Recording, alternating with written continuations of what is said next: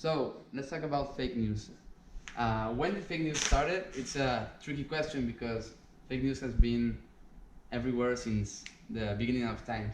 What did change history was that in 1440, our friend Gutenberg invented the press machine, and this, let's say, changed all the game. Why did it change? Because basically we could spread fake news whatever we want with the newspaper.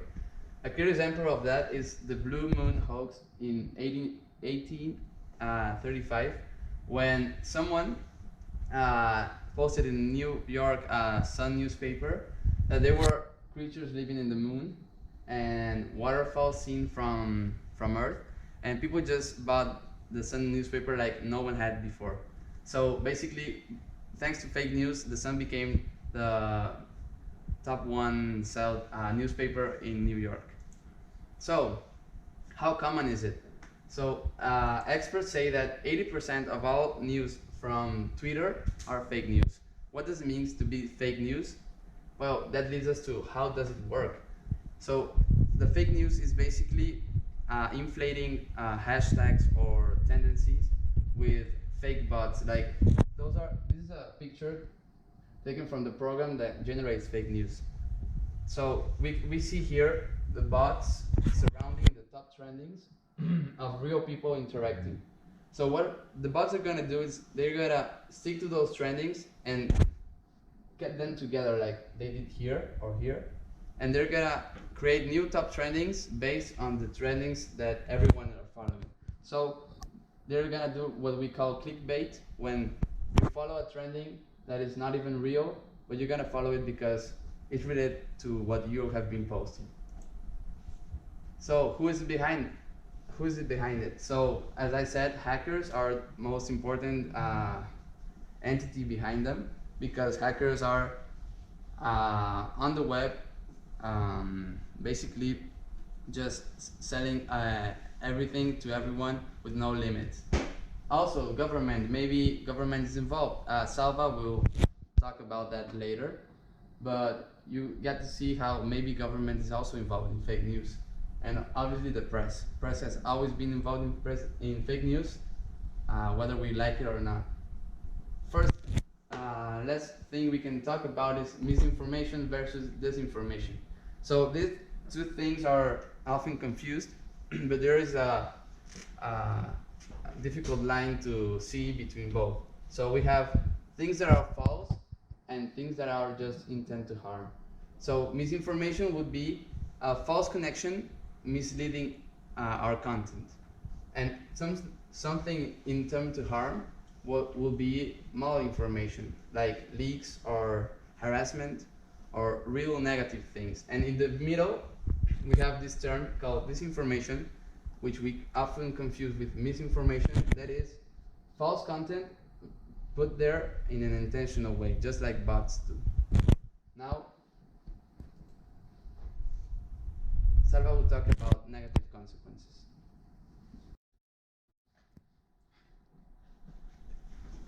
Let's talk about the consequences. Fake news and other type of false information can be taken in different phases.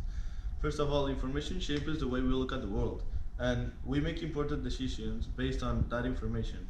We often form an idea about people or a situation by obtaining information. So by this information, if this information is false, exaggerated, or distorted, it will lead us to make bad decisions and have bad thoughts. It may affect our judgment, changing our way to see the world, as I said previously. And there's this example of, for example, the serious democratic impact, like Trump. Most of the followers of Trump, like 80%, it was received that they spread fake news. So I don't know, maybe the way they vote for Trump, it wasn't that serious, but we will never know.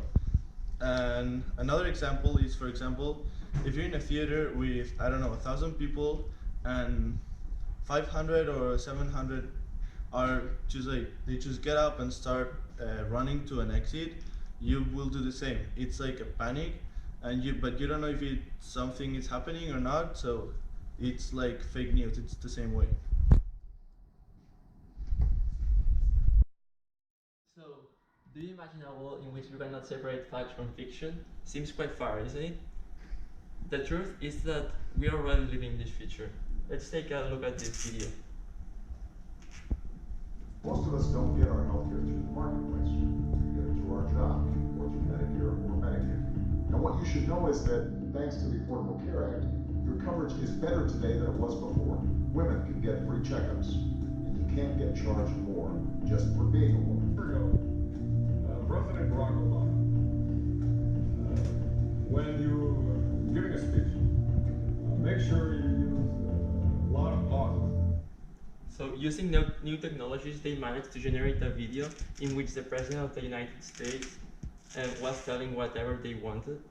So, this is not the only example we have. So, here we have another example of an image which went viral on Twitter for some kind of conspiracy. She's purportedly tearing up the United States Constitution, but the real image we see that she is not doing that.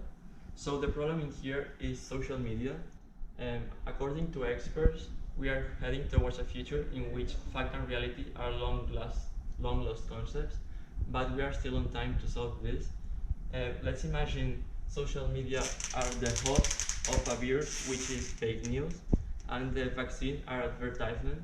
As we know, social media survive because of advertisement. So if big corporations stop advertising in social media until they operate in a much more socially responsible way, we would improve this future we are heading towards to. However, there's also another point in which we can help in our own way, which is being more critical when reading or seeing these fake news, or well, news in general.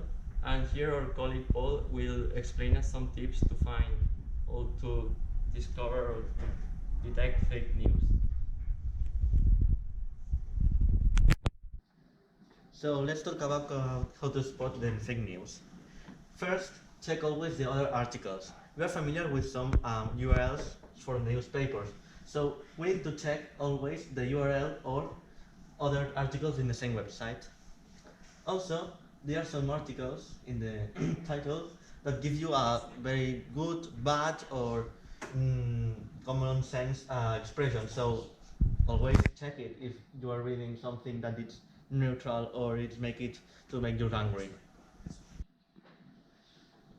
Okay. Also, check your source. There are some scientists that said that you eat chocolate, you make you smarter.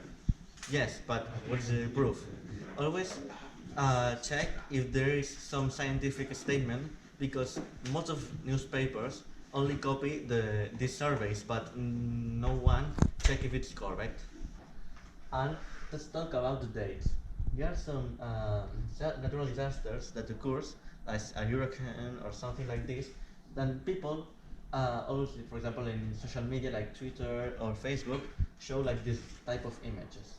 But you need to search it at Google, that it's very easy to search if it's up to date, because they make some mistakes to think something that is related to years before. But last but not the least, research the author. There are a lot of articles and they're written by anonymous. You need to research if the article was written by somebody, and you need to rely on the articles that are written by people that have an historial of the other newspapers.